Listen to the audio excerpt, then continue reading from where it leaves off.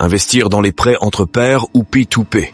Ce genre d'investissement est devenu une option de plus en plus populaire pour diversifier son portefeuille. En gros, cela veut dire prêter de l'argent à des particuliers ou des entreprises par l'intermédiaire de plateformes en ligne, avec l'attente de recevoir des remboursements avec intérêt. L'une des raisons principales de son attrait est le potentiel de rendement plus élevé comparé à des investissements traditionnels comme les comptes d'épargne ou les obligations. Le processus pour investir dans le P2P est relativement simple. Il commence par s'inscrire sur une plateforme de prêt P2P, où vous pouvez choisir parmi divers emprunteurs. En France et en Europe, des plateformes telles que Mintos, Lendix, désormais October, et United Credit sont parmi les plus reconnues. Ces plateformes évaluent généralement le risque de crédit des emprunteurs et leur attribuent un classement, vous aidant ainsi à prendre des décisions éclairées. Vous pouvez investir des montants relativement faibles dans plusieurs prêts différents pour diversifier votre risque. L'un des principaux avantages de l'investissement P2P est la possibilité d'obtenir des rendements attractifs. Car les taux d'intérêt sur les prêts sont souvent plus élevés que ceux des comptes d'épargne traditionnels ou des obligations, reflétant le niveau de risque plus élevé associé à ce type de prêt.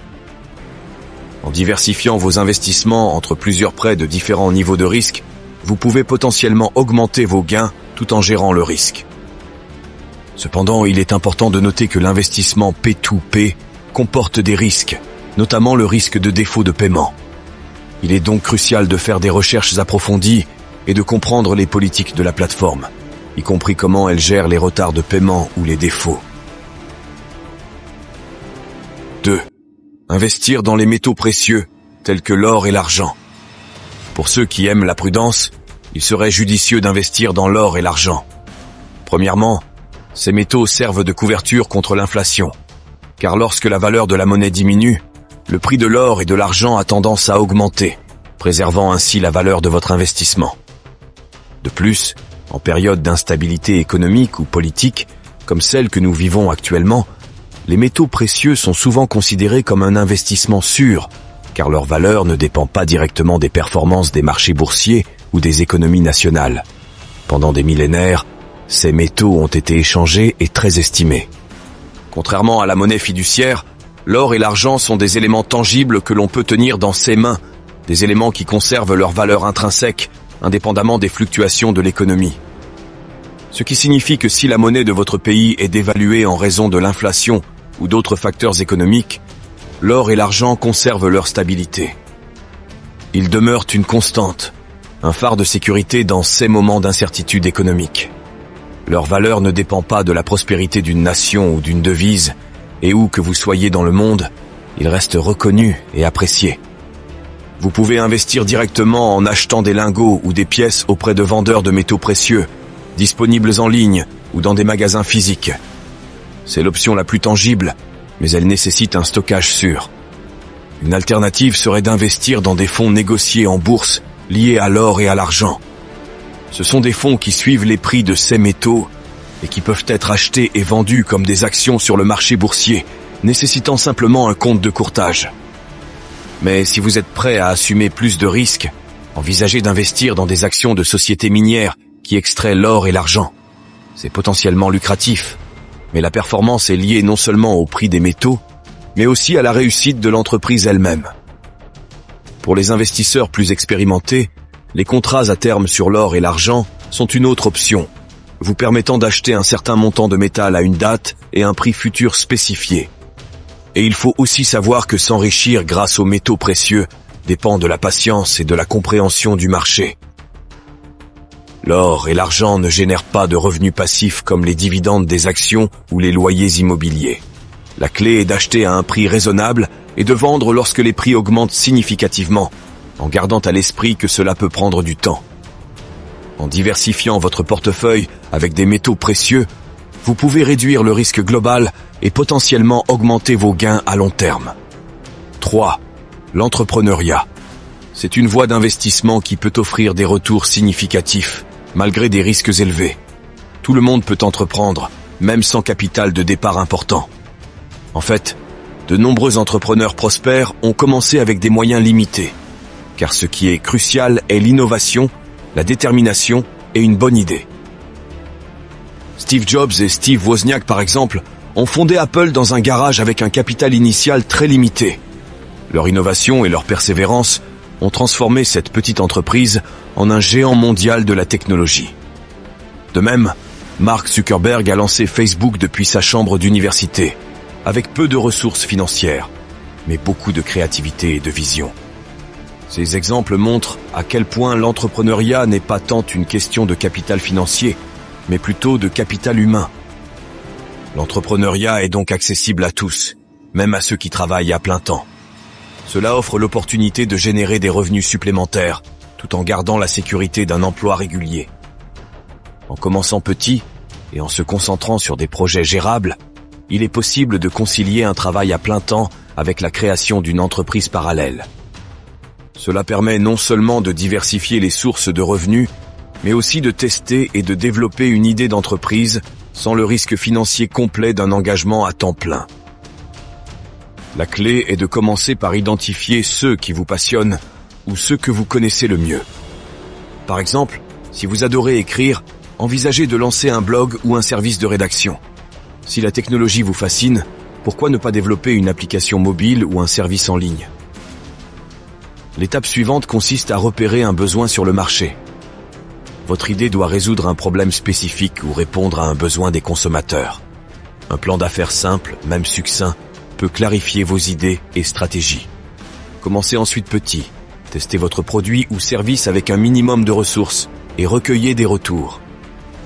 Être à l'écoute de ces retours est crucial pour adapter et améliorer votre offre. Enfin, il est essentiel de bâtir un réseau solide et de gérer vos finances avec prudence, en réinvestissant les bénéfices dans l'entreprise. Rappelez-vous, l'entrepreneuriat n'est pas un sprint, mais un marathon. La persévérance, la flexibilité et la passion sont vos atouts majeurs pour réussir. 4. L'immobilier. Investir dans l'immobilier est une stratégie solide pour générer un revenu supplémentaire, même pour ceux qui ont un emploi à temps plein. L'attrait principal de l'immobilier réside dans sa capacité à fournir un revenu passif grâce à la location, ainsi qu'une possible plus-value à la revente. Cela signifie que vous pouvez bénéficier à la fois de revenus locatifs réguliers et d'une éventuelle augmentation de la valeur de votre propriété sur le long terme. Je me rappelle d'une connaissance, Marie, qui avait fait exactement cela. Tout en travaillant à plein temps, elle avait décidé de louer une chambre inutilisée dans sa maison. Cette décision lui a permis non seulement de se familiariser avec la gestion locative, mais aussi de générer un revenu supplémentaire sans un investissement initial important. Elle a donc su tirer parti de cette opportunité pour comprendre les aspects légaux et pratiques de la location immobilière, tout en continuant son activité professionnelle. Pour ceux qui souhaitent suivre cette voie, l'immobilier offre plusieurs avantages. D'abord, le revenu locatif régulier peut compléter votre salaire, apportant une stabilité financière supplémentaire. Ensuite, l'appréciation potentielle de la valeur de la propriété peut constituer une source de profit à long terme lors de la revente. De plus, investir dans l'immobilier offre des avantages fiscaux, tels que des déductions pour les intérêts hypothécaires et les dépenses d'entretien. Commencer dans l'immobilier ne requiert pas nécessairement un grand capital. Louer une partie de votre résidence principale, comme l'a fait Marie, est une excellente façon de démarrer. Cela permet de gérer l'investissement à un rythme confortable, sans perturber votre emploi du temps habituel. Il est crucial, cependant, de bien comprendre le marché local, les lois sur la location, et de s'assurer que votre propriété répond aux besoins des locataires potentiels. 5. Investir sur le marché boursier. C'est une stratégie clé pour la croissance à long terme de votre patrimoine. Ce marché offre une diversité d'options, comme les actions, les obligations, les fonds communs de placement et les ETF qui sont des fonds négociés en bourse. Les actions sont particulièrement attrayantes pour leur potentiel de croissance significatif. Elles peuvent offrir des rendements élevés, bien qu'elles soient assorties d'un niveau de risque plus important. Les obligations, en revanche, sont généralement considérées comme plus stables et offrent des retours plus prévisibles, bien que généralement plus faibles. Ce qui est intéressant est que débuter en bourse ne nécessite pas un capital important. De nombreux investisseurs prospères ont commencé avec des sommes modestes. Warren Buffett, par exemple, a commencé à investir avec seulement quelques centaines de dollars et a construit au fil du temps une fortune immense grâce à des investissements judicieux et une approche disciplinée. L'un des principes les plus puissants en matière d'investissement boursier est l'intérêt composé, souvent décrit comme la 8e merveille du monde par Albert Einstein. L'intérêt composé fonctionne en accumulant non seulement des gains sur le capital initial investi, mais également des gains sur ces gains au fil du temps. Cela signifie que même de petits investissements peuvent croître de manière exponentielle sur le long terme, rendant le marché boursier accessible et potentiellement lucratif pour les investisseurs disposant de moyens limités. Si vous ne savez pas par où commencer, il est conseillé de se concentrer sur la diversification, en répartissant les investissements entre différents types d'actifs pour réduire le risque. Les ETF sont un excellent moyen de débuter, car ils offrent une exposition à un large éventail d'actions ou d'obligations en un seul investissement. Il est également important de se former, de suivre l'évolution du marché et d'adopter une approche de long terme, en résistant à la tentation de réagir de manière impulsive aux fluctuations à court terme du marché. 6. Investir dans des actifs alternatifs. Il s'agit des actifs comme les œuvres d'art, les vins rares et les collections. Ces types d'investissements offrent une opportunité unique de combiner la passion personnelle avec le potentiel de gains financiers. Contrairement aux actions et obligations traditionnelles, la valeur des investissements alternatifs n'est généralement pas corrélée au marché financier classique, ce qui peut offrir une protection contre la volatilité du marché. Et pour vous montrer comment quelqu'un peut réellement s'enrichir avec cela, la peinture « Les femmes d'Alger », version haut, de Pablo Picasso, avait été initialement vendue pour une somme relativement modeste dans les années 1950. Cependant, elle est passée de main en main au fil des décennies, prenant de la valeur à chaque transaction.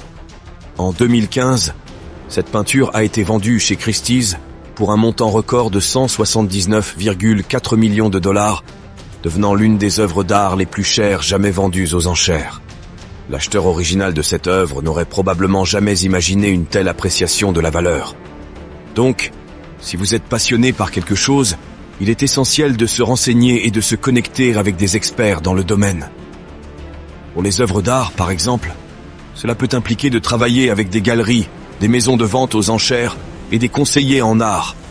Pour les vins rares et les collections, c'est mieux de se tourner vers des marchands spécialisés ou des enchères dédiées. La clé est de comprendre la valeur intrinsèque de l'objet, son histoire et son potentiel de croissance. Voilà 6 actifs que vous pouvez avoir parallèlement à votre travail à plein temps. Ne dépendez donc pas uniquement de votre travail. Merci d'avoir regardé et à bientôt.